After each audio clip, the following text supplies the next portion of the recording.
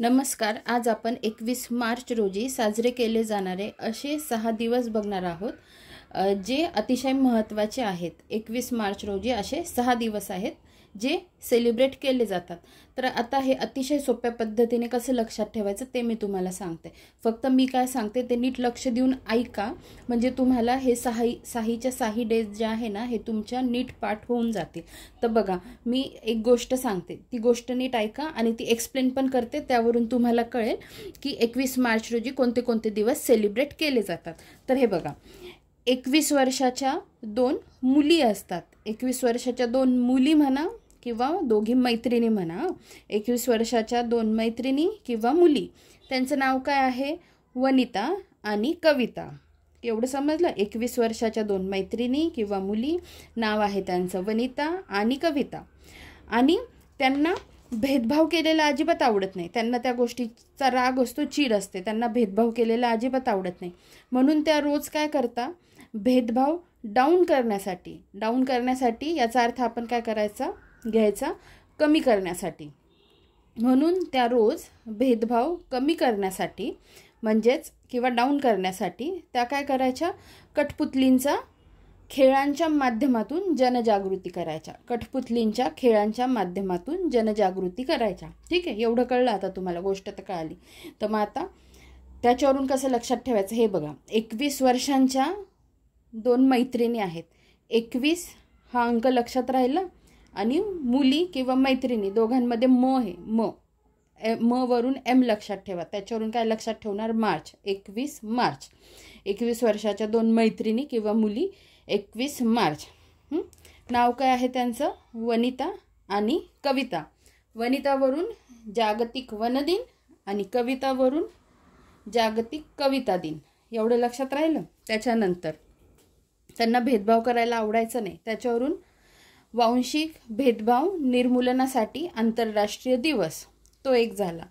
म्हणून त्या रोज काय करायच्या?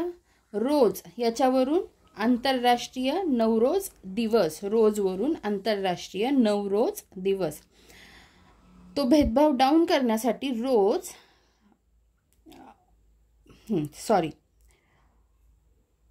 त्यांना भेदभाव केलेला आवडत नसायचा, म्हणून त्या रोज भेदभाव डाऊन करण्यासाठी डाऊन वरून काय लक्षात ठेवणार? जागतिक डाऊन सिंड्रोम दिवस. डाऊन करण्यासाठी काय करायच्या? कठपुतलींच्या खेळांच्या माध्यमातून जनजागृती करायच्या. कठपुतलींच्या खेळांच्या माध्यमातून, त्याच्यावरून काय? जागतिक कठपुतली दिवस. आता जे मेन आहे, ज्या गोष्टीवरून लक्षात ठेवायचं आहे ते मी तुम्हाला सांगते. आता त्याच्या बाकीच्या गोष्टी पण सांगते. पुन्हा बघा, आता इकडे नीट लक्ष द्या. 21 मार्च जागतिक वन दिन, इंटरनॅशनल डे ऑफ फॉरेस्ट. जागतिक कविता दिन, वर्ल्ड पोएट्री डे. जागतिक कठपुतली दिवस, वर्ल्ड पपेट्री डे. आंतरराष्ट्रीय नवरोज दिवस. त्यानंतर वांशिक भेदभाव निर्मूलनासाठी आंतरराष्ट्रीय दिवस, international day for the elimination of racial discrimination. आणि पुढचं आहे जागतिक डाऊन सिंड्रोम दिन, म्हणजेच वर्ल्ड डाऊन सिंड्रोम डे. आता त्याची थीम बघा. 2023ची थीम काय होती? With us not for us. With us not for us. आणि 2024ची थीम काय होती? End the stereotypes. End the stereotypes. आता थोडं डाऊन सिंड्रोम म्हणजे काय असतं ते बघूया. हे बघा, डाऊन सिंड्रोम हा एक जो आहे ना, हा जेनेटिक डिसऑर्डर आहे. आणि त्यालाच काय म्हणतात? Down syndrome, also called trisomy 21 किंवा मंगोलिझम. आता ट्रायसोमी 21 का म्हटलं जातं ते बघा, किंवा डाऊन सिंड्रोम विषयीच माहिती बघू आपण. या रोगालाच काय म्हणतात? मंगोलिझम असंही म्हणतात, जे मी लिहिलेलं आहे. आणि साधारणतः माणसांमध्ये किती गुणसूत्र असतात? 46 गुणसूत्रे असतात. परंतु या रोगामध्ये एकूण किती गुणसूत्र असतात? तर 47 गुणसूत्र असतात. म्हणजे नॉर्मली 46 असतात, या रोगामध्ये किती असतात? 47 गुणसूत्रे असतात या रोगात. आता 21 मार्चवरून, 21 या अंकावरून याची पण एक ट्रिक लक्षात ठेवा. या रोगात नेमकं कितवं गुणसूत्र अफेक्ट झालेलं असतं? या रोगात 21 क्रमांकाच्या गुणसूत्राच्या जोडीऐवजी 3 गुणसूत्रे असतात. कळलं?